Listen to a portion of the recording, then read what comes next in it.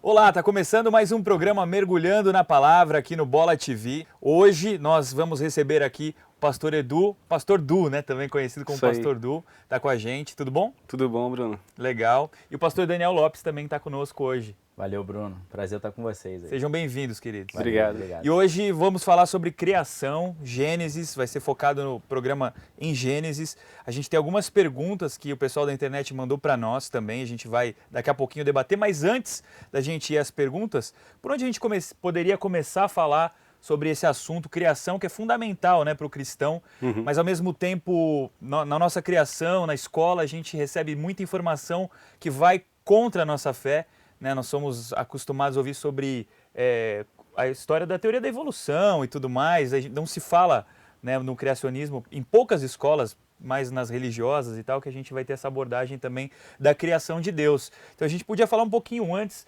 sobre como é para nós, né, enxergar essa questão da criação por meio da fé, que é diferente de tudo que a gente aprende, aí o que a ciência fala também, né? Quem poderia começar a falar um pouquinho, introduzir esse assunto?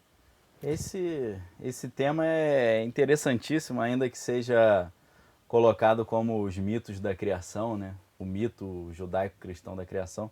Mas quando a gente olha, por exemplo, Deus pegando o pó da terra e você vai olhar a estrutura do corpo humano, os mesmos metais que estão na terra estão no corpo humano, como é o caso do ferro, né?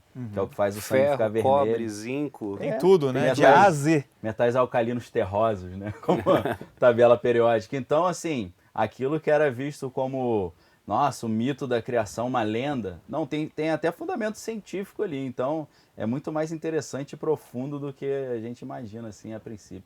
Essa questão de quando Deus criou, né, Adão e criou ele do pó da terra, a imagem que se fez é que Deus criou um menino de barro, né, e depois soprou vida, e isso parece um conto de fadas, né?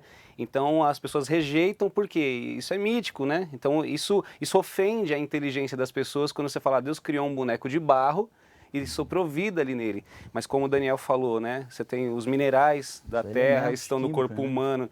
Então a terra tem vida. Né? A vida que nós precisamos está na Terra. Deus ele tem a ciência e a inteligência de organizar tudo isso para criar o ser humano. Com certeza. E isso eu compreendo como a criar o homem do pó da terra. Né?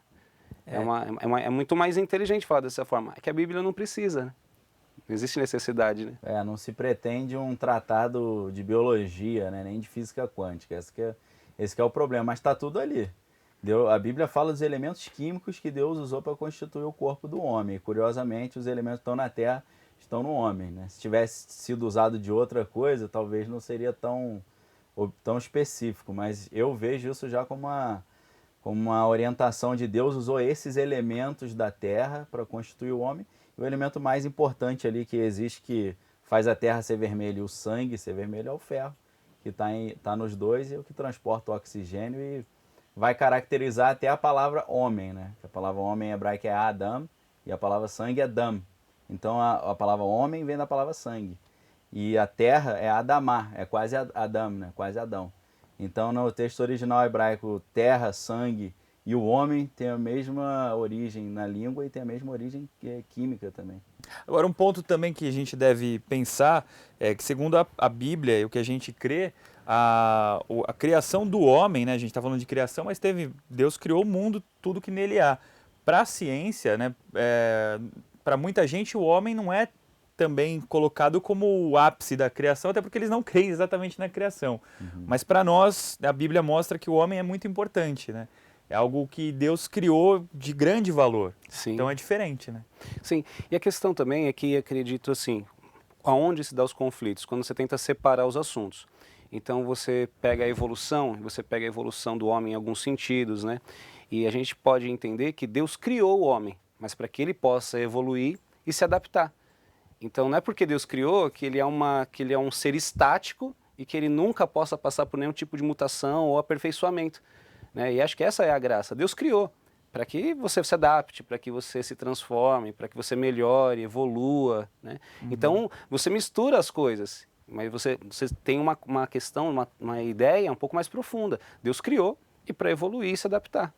Então você já não é mais tão chato, né, a ideia da criação, nem a ideia da evolução. Né? Deus criou para que você possa evoluir. O que eu acho interessante nisso aí, Bruno, é que o pessoal fala assim, a Bíblia é lenda, né? Os cientistas é mito. Só que aí, recentemente, né, os paleontólogos, arqueólogos, mais os paleontólogos falam, não, a vida começou no mar, aí depois ela evoluiu para a terra, aí tinha os anfíbios, depois os répteis, depois os mamíferos, aí por último surge o homem, assim. Isso é ciência, né? Mas não é exatamente essa ordem que Deus cria os animais no Gênesis? Deus cria primeiro no mar, depois os seres da terra, as plantas, e no sexto dia ele cria o homem. Você fala, cara, que novidade é essa que você está contando? Você precisou olhar as camadas da terra e ver a sequência que os animais surgiram para descobrir algo que a Bíblia já fala 6.000 anos atrás, que a vida foi criada nessa sequência. Não que ela evoluiu nessa sequência, mas Deus criou primeiro os seres no mar, depois os vegetais, depois os anfíbios e répteis, depois os mamíferos e no último o homem. E quando a gente olha o registro fóssil, é assim que tá. O cara fala, poxa, que novidade é essa que você descobriu se a Bíblia já fala sobre a criação nessa sequência há milhares de anos? Então aí a Bíblia começa a ganhar um status muito mais interessante do que aquele livrinho com as lendas judaicas sobre a criação, né?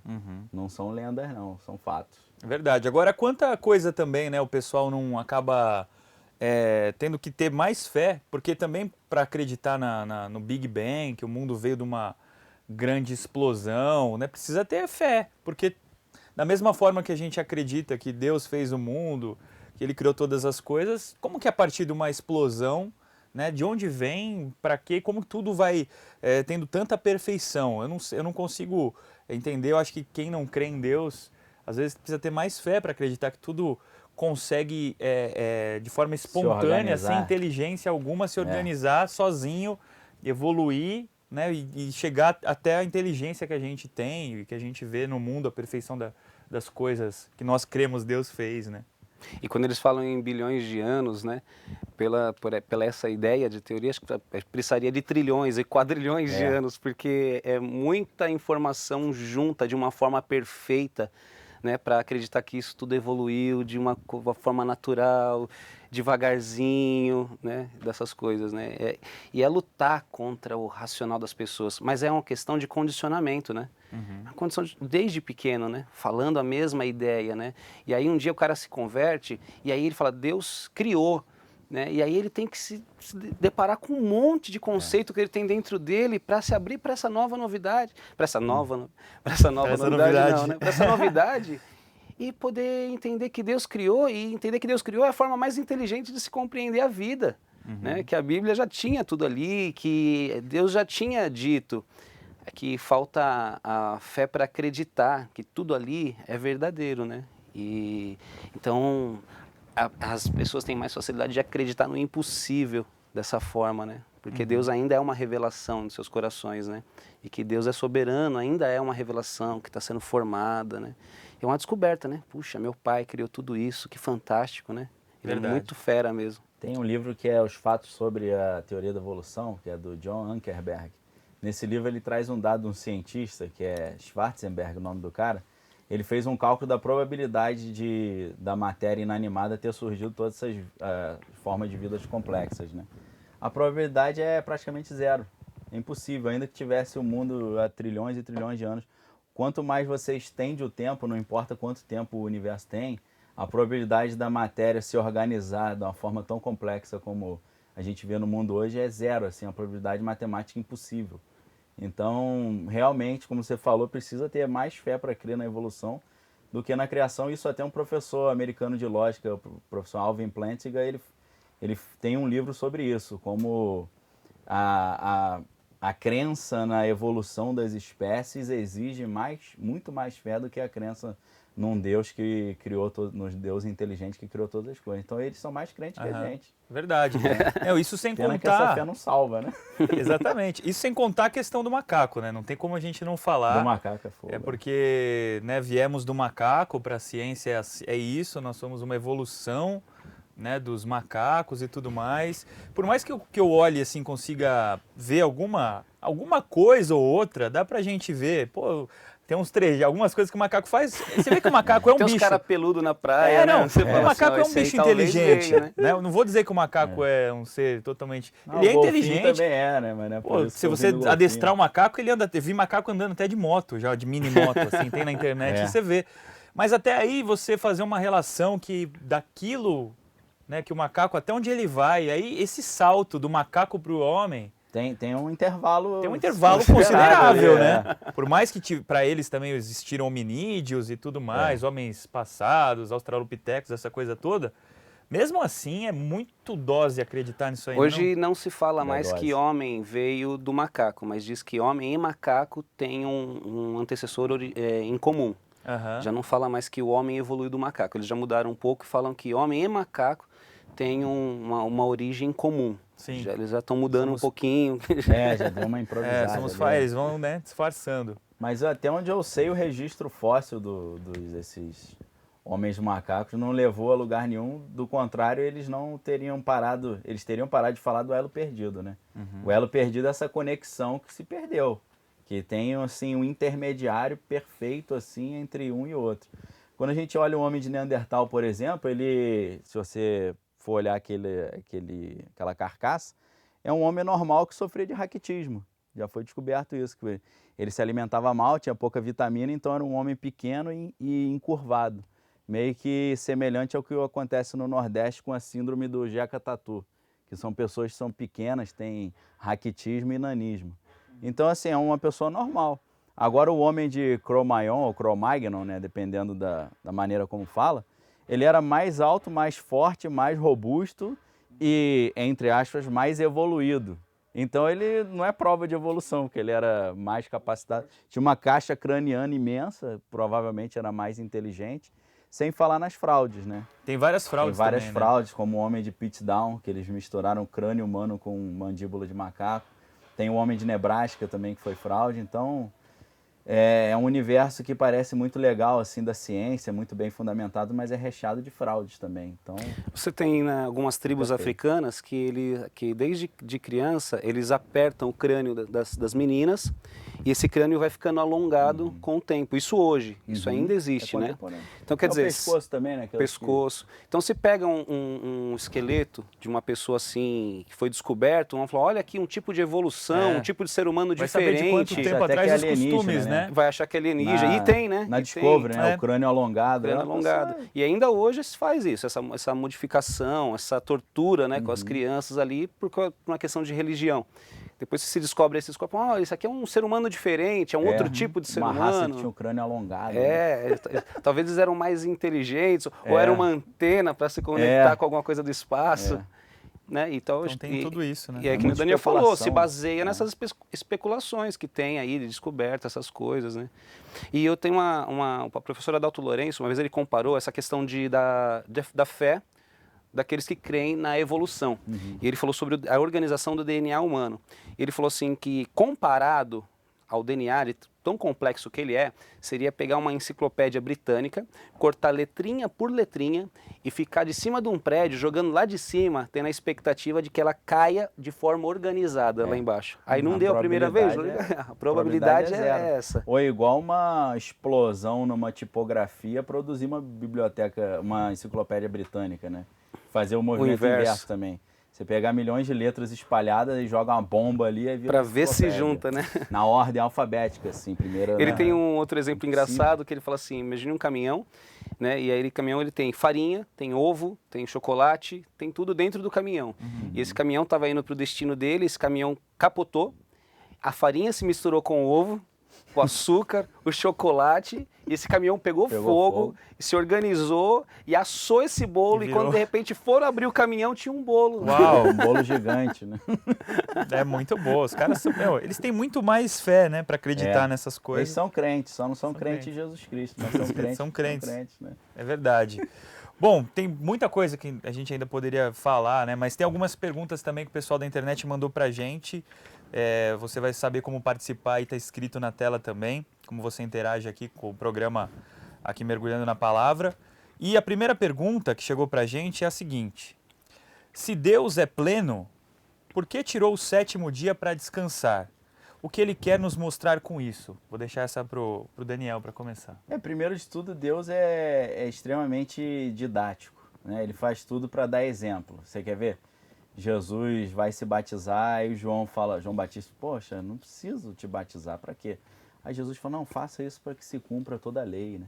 Então ele está fazendo coisas ali que são exemplos, né? Não precisava fazer, mas fica de exemplo. E o sábado é um pouco isso. É lógico que Deus não se cansa, ele não vai ficar cansado. Poxa, eu trabalhei muito, nossa, tô quebrado, né? Preciso dar uma descansada. É lógico que não é isso. Ele está dando um exemplo pro homem não ser um workaholic, né? Amar mamon. Ser um servo de mamon, vou trabalhar Do 7 dinheiro. dias por semana. Infelizmente aconteceu um pouco isso com o povo judeu, né? O povo judeu é muito prático, muito afeito ao trabalho, assim, eles trabalham demais, são meio workaholics. Até, eu creio que ficou um exemplo, né? Tem um dia que você tem que parar e você não vai trabalhar, você não vai andar longas distâncias, não vai fazer várias coisas para você se consagrar para Deus. E tem um detalhe sensacional na palavra Shabat, que é o sábado, né? Ou descanso, que ela é formada em hebraico por 3 letras, né? A letra Shin, a letra Beit e a letra Tav. A letra Shin, o desenho dela são dentes assim para cima, né? E Shin significa dente em hebraico. Essa letra, sempre que ela aparece, ela tem a ideia de ou de esmagar, porque o dente esmaga, ou de repetição, porque são vários dentes iguais. A segunda letra é a Beit, que significa casa, né? E aí já está o significado. A terceira letra é Tav, que significa sinal ou cruz.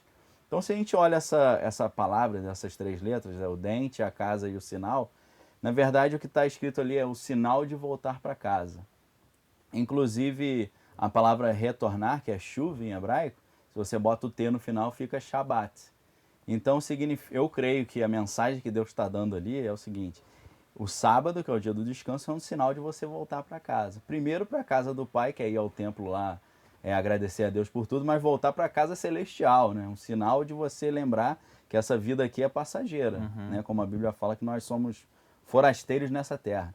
Então eu creio que o sábado foi instituído como aquele momento que é o seguinte: lembrem que tudo isso que está aqui é passageiro, porque a gente está voltando para a nossa casa original, que é morar com Deus lá na plenitude, como era no Éden, né? Quando Legal. Adão e Eva estavam em plenitude com Deus lá. Legal. Pastor Du, quer complementar ou podemos ir para a segunda? Deixa eu te falar só uma coisa, que falar que Deus criou o mundo, né, e depois ele descansou, e aí eu fico pensando, Deus falando assim, vai pensando que é fácil, né? Tipo, dá só trabalho. criou o mundo, né? Tipo, só criou o mundo, né? Tudo que nele há. certeza. A gente crê que é Deus, né, que ele não se cansa, porque ele é poderoso demais, né? Mas que é muita coisa, né, pra gente dizer assim, ele apenas criou o mundo em 7 dias, né? É muita coisa, um universo. Absurda, né? É coisa muito linda, né? E detalhes, né? Acho que é a questão da vida, né? De você aproveitar que Deus criou, mas não, criou com riqueza de detalhes em todas as coisas, em toda a sua beleza, em Verdade. complexidade, né? E a gente antigamente olhava o mundo e falava, pô, o mundo é bem organizado, né? Como o Salmo 19 fala, né? Que a natureza expressa a glória de Deus. Mas hoje em dia, com o avanço da ciência, você vê que dentro de uma única célula já há uma complexidade absurda. E dentro da célula tem átomos e o átomo também é hiper complexo, né? Então cada dia a gente vê que o mundo é até muito mais complexo do que se imaginava nessa época, no início da criação, né? Com certeza. Vamos partir para a segunda pergunta, Vamos lá. então, que é a seguinte, que mandaram para a gente também. Por que Deus permitiu que tivesse a árvore do conhecimento do bem e do mal? Olha, isso aqui eu acho que foi o maior presente que Deus deu para a humanidade. Porque Deus não nos criou como animais de estimação. Ele colocou na Terra a humanidade e criou como filho. E eu acho que esse é o maior presente da humanidade, essa árvore que nos amaldiçoou, ela é o maior presente da humanidade, porque é o seguinte: Deus não nos obriga a amar Ele. E Ele fala assim, filho, eu te crio, né? E aqui, tudo isso aqui você pode ter para você, porém aqui você não mexe. Então no coração de Deus é assim, eu te dou o direito de me amar. Eu te dou o direito de me obedecer. E essa é uma das faces mais bonitas do amor, quando você dá o direito para a pessoa de amar ou não. Então, se Deus tivesse nos criado como bichos de estimação, Ele não nos daria o direito de ser teimosos, Ele não nos daria o direito de ter falhado com Ele.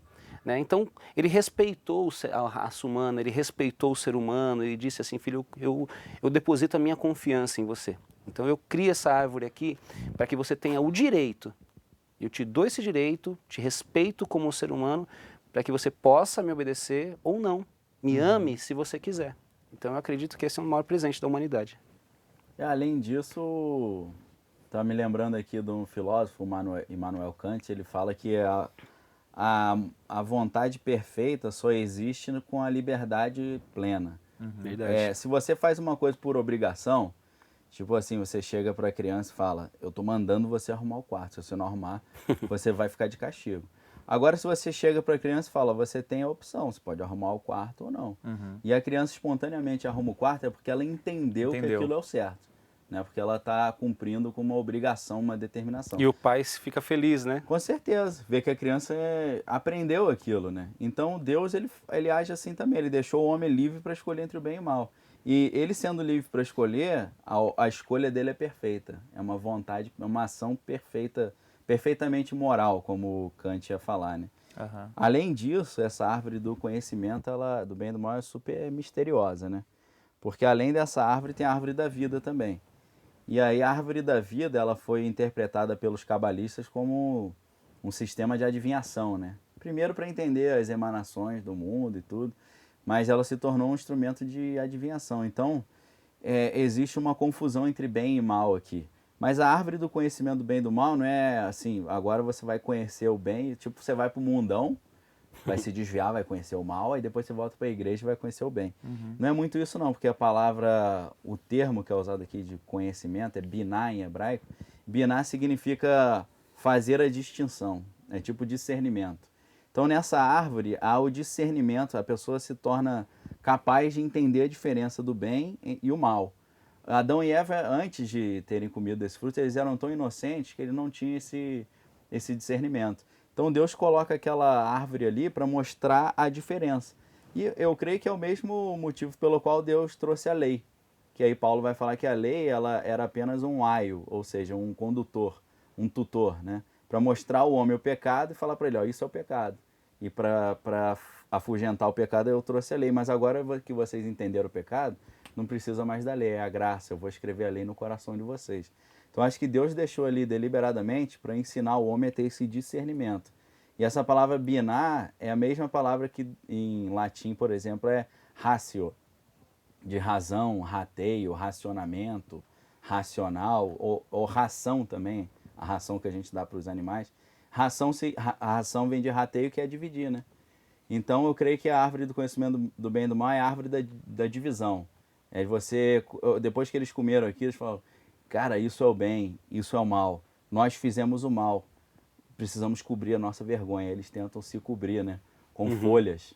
Mas aí Deus vem e faz uma roupa de couro para eles, né? Ele mata um animal, arranca o couro. Com certeza, ao matar esse animal, o sangue foi derramado. E ele já dá um ensinamento ali, que a cobertura da vergonha do pecado só acontece com o sacrifício de um animal, né? Um sangue derramado de um outro animal que morreu no seu lugar. Então já tem até uma pregação ali do sacrifício vida de Jesus por vida, acontecendo, né? Muito legal. Bom, acho que dá para fazer mais uma, mas tem que ser rapidinho, porque a gente está com o tempo estourando, que é o seguinte, que mandaram também pra gente. Por que Deus formou o homem do pó da terra? Aí A gente falou um pouquinho dessa, mas dá para aprofundar. Quer começar? A gente falou no começo. A gente falou, né? Eu acredito que é aquilo lá que a gente falou mesmo. O Daniel quiser complementar. Eu acho sensacional isso, cara, porque primeiro que a Bíblia fala para o homem, tu és pó e ao pó retornarás, né? Aí depois a Bíblia fala assim, a serpente recebeu uma punição, né? Você comerá pó todos os dias da sua vida. Aí eu falei, cara, se o homem é pó e a condenação da serpente foi comer pó, a serpente ia se tornar devoradora de homens, né? Aí você começa a entender por que Deus fala que o inimigo está ao derredor, como um leão procurando a quem tragar, porque a vida dele se tornou devorar homens, porque... E pó na morte, né? Ela devora, ela precisa da morte do homem, com certeza. Né? E como se o homem, ela sugasse a vida do homem, e aí o homem morre e a serpente puxa essa vida. Porque a ideia é o seguinte, né? Deus é a fonte da vida. Assim, a gente imagina, se uma planta for desconectada da terra, ela vai morrer, né? Se o peixe sair do mar, ele morre. E assim por diante. E o homem, como veio da terra e de Deus, e Deus soprou o sopro, se ele se desconectar de Deus, ele morre. Então a serpente e os anjos que caíram se desconectaram de Deus. Então eles estão num processo de morte espiritual contínua. Então eles ficam tentando vampirizar o homem, né? Sugar a vida que está no homem. Então essa questão do pó, para além dos elementos químicos que Deus está usando ali, o principal deles, o ferro, eu creio que Deus está falando que há uma guerra declarada e e constante entre a serpente e a mulher, né, que representa o povo de Deus. Legal, muito bom. Mas como esse assunto Gênesis, né? Gênesis tem muita coisa para falar, eu acredito que tem mais pessoas querendo participar também, então a gente vai continuar no próximo programa falando mais sobre esse assunto. Você que está aí conectado vai poder mandar para o endereço que está aí na sua tela a sua pergunta, a sua dúvida, então a gente volta, tudo bem? No próximo programa falando um Perfeito. pouquinho mais sobre Gênesis, tá? Tá ótimo. Quero agradecer então, pastor Du, obrigado, até a próxima. Valeu, Brunão. Valeu, Obrigado pelo pastor convite. Daniel também, Valeu, brigadão. Bruno. Valeu, prazer estar com vocês. Valeu, gente. Bola TV, mergulhando na palavra, fica por aqui. Até o próximo programa. Até mais. Tchau.